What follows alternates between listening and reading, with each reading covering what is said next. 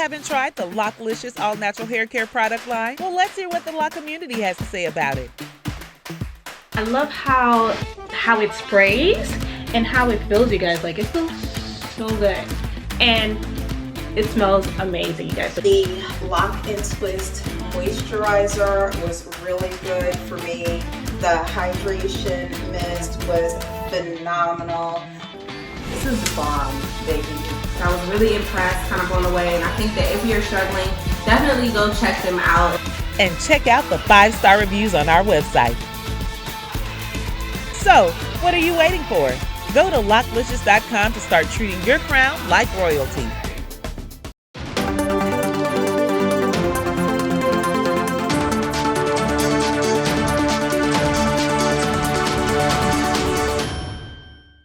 Exposing China's geostrategic plan of colonizing Africa. Is China colonizing Africa?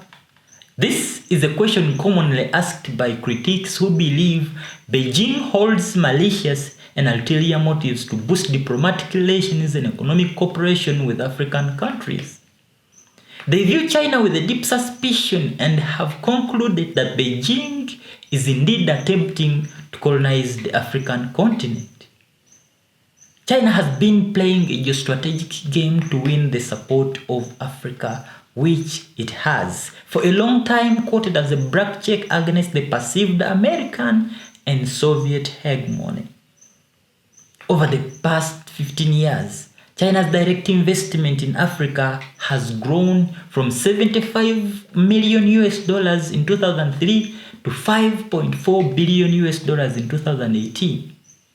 Between 2016 and 2017, Chinese loans for energy and infrastructure projects in Africa almost tripled from $3 billion to $8.8 billion, with Chinese banks transforming into active lenders across 19 African nations. China has also been sending its people out on a global diaspora adventure that sees them infiltrating every part of the African continent, much the same way that the 16th century Europe financed entrepreneurs, trappers and traders to move to lesser developed parts of the world. As the scale of Africa-China economic and trade cooperation continues to expand, more and more Chinese companies are focusing on the African market, and they are targeting areas critical to economic development and stability: industrialization, agriculture, modernization, infrastructure, finance services, green development, trade and investment facilities, poverty reduction, and public welfare, to mention but a few, if not all, aspects that make an economy. So what does China gain from providing infrastructure to African countries at a low interest rate? 1. China wants to gain access to Africa's minerals and natural resources. There is no altruism in the money China is pouring into Africa. All the money and efforts are strictly for China's interest. That's why some of the benefiting African countries are starting to push back and taking a step to get off the one-way street they find themselves on. China mostly invests in projects that allow it to rapidly plunder natural resources in these countries to serve its population the raw material it needs. Africa is abundant in resources, and the new reconstructed railway will make it easy to transport them to the ports. Thus, China says, we'll give you a loan and build your infrastructure at unbeatable competitive rates to jumpstart your economy. But of course, we're not a professional charity business. We want something in return: natural resources to fuel our own economy and bilateral support for our Belt and Road Initiative goals. And number 2, China wants to gain strategic presence in these countries through the debt trap diplomacy strategy. The Chinese investment in Africa, such as the Belt and Road Initiative, are on the surface a boon to the countries involved. China is lavishing loans to support various infrastructure projects across Africa through Chinese state-owned policy banks such as the China Development Bank and the Export-Import Bank of China that are more interested in advancing China's foreign policy goal than making profits. To simply put it, China simply gives debt after debt to a financially struggling economy and drowns them in it until the country has nothing or no way to pay back than to surrender ports, roads, or even an entire city to the Chinese. In some cases, they take natural resources as payment to fuel their growing industry. In July, around the 29th, members of Nigeria's House of Representatives uncovered a clause in the loan collected by the Nigerian government from China that conceded the country's sovereignty to the Asian country. The committee noted that the clauses in the Article 8-1 of the commercial loan agreement signed between Nigeria and the Export-Import Bank of China allegedly conceded the sovereignty of Nigeria to China in the $400 million loan of the Nigeria National Information and Communication Technology Infrastructure Backbone Phase 2 project that was signed in 2018. In March 2011, China signed a $700 million loan deal with Zimbabwe. In May 2014, China demanded Zimbabwe to use its mineral deposits to guarantee future loans. Zimbabwe proposed to monetize its minerals to obtain additional loans from China, which they approved.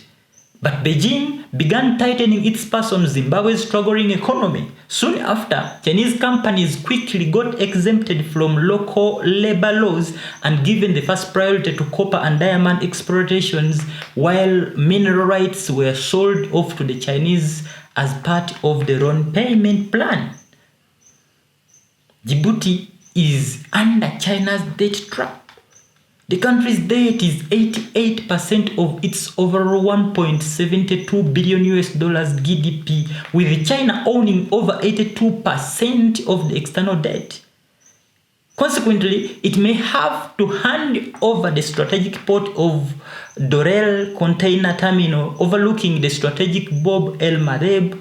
This vital route connecting the Mediterranean Sea and the Indian Ocean through the Red Sea with the Gulf of Aden allows China to export consumer products to Europe and import crude oil from Azerbaijan, Russia, Libya, and Egypt, etc.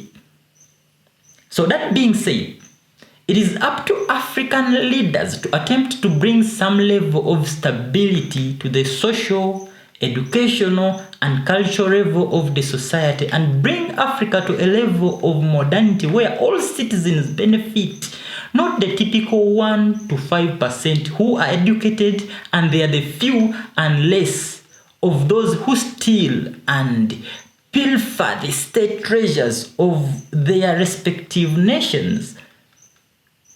Africa needs to realize that we are not inferior and take the lead to become the people that we own the right to be. For too long we have accepted the West and expected them or the East to be our saviors. It is time for us to rise and become the great Africans that we can be. My name is Osie The Born Child. Please let me know down in the comment section, what do you think is China's goal in Africa? I'll be seeing you in another video. Please don't forget to subscribe to Africa Diaspora News channel and also my YouTube channel, Osie The Born Child. Until next time, bye-bye. NASA knows a secret about you. The US government has a secret about you. The elite have a secret about you. There's a reason that black cells are literally in outer space. Your royal DNA cellular bloodline is filled with the God particle, but it lies dormant within you.